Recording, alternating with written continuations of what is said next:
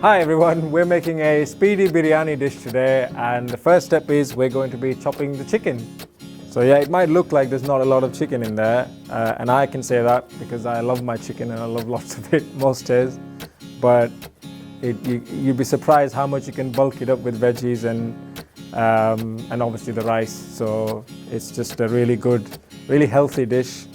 So thanks to Kirsty for chopping up the chicken for us. So we'll put that to one side now and we'll get started with the rice. We'll get a really big pan for our rice, and Arjun, a lovely little boy, has brought the rice over. Thank you, Arjun. So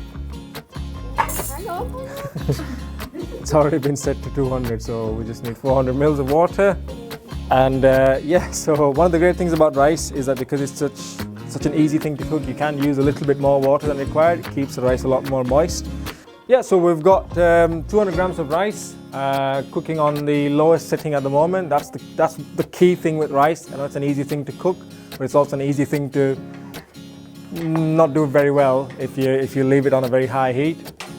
So we've got the rice cooking there, and Arjun and Nathaniel are helping us to boil the eggs as well. We're gonna get started with the next steps, which is basically chopping up the vegetables. So yeah, we've finished cooking the rice. We've boiled the eggs, put them in some cold water.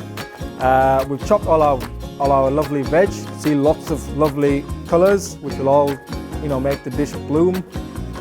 What we're gonna do now is get started with the actual cooking. Hooray! So once we've got this heated to a certain level, we can start using the oil. So we need just a tablespoon of oil. And if you were my mum, you would say that's way too low, because unfortunately, as amazing as Indian cooking is, there's a lot of oil. So I'll lower the heat just a little bit, so it's more of a safety thing, so it doesn't sizzle back at you, which is always a bit risky. And then we'll start cooking with the chicken. So we just need to make sure that the chicken is spread out nicely in the pan. And there you go, you can hear it start sizzling away instantly.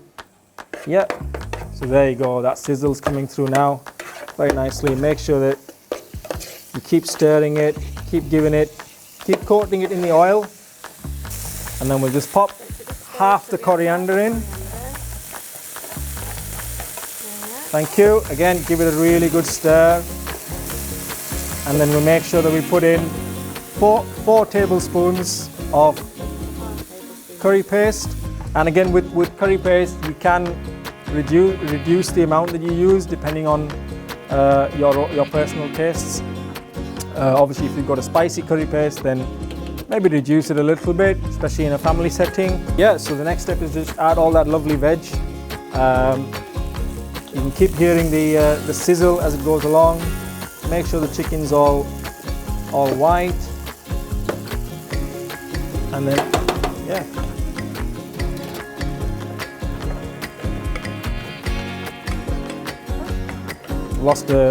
Got an escaped onion there. So yeah, Kirsty's just added the tomato quarters for us. Great for providing moisture, obviously a little bit of moisture when the juices start leaking out, but also a little bit of sweetness to counter the curry paste that you've used.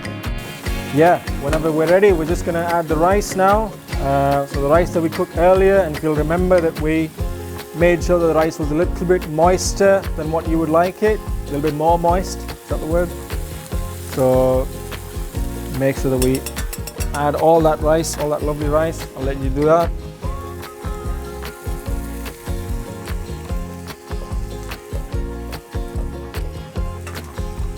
Yeah. Thank you. So, and again, the coloring, the contrasts and the smells. I wish we could record smells. It's just amazing. So we've covered that up really nicely. And we're gonna chop the eggs up because that's gonna be one of our last steps. We've also got to be ready with the coriander. So if you just put the shell to crack it, once you've done that, it should then just peel away quite easily.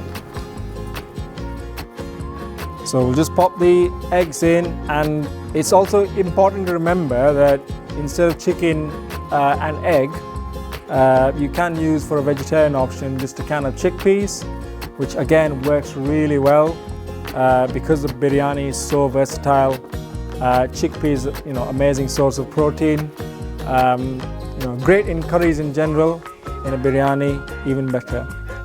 So what we're going to do is we're going to serve it up on a little plate, and then we're going to just add a final sprinkling of coriander just to give it that last bit of garnish, just a slight bit of extra flavour. So put that on. Hopefully we've got enough for another piece of tomato. Is that enough? It should be. Okay, go move aside please. Just put it on, come back here. So we're ready to try the speedy biryani, and I'm delighted to say our boys have joined us for that. So Arjun, do you want to come around and have a taste?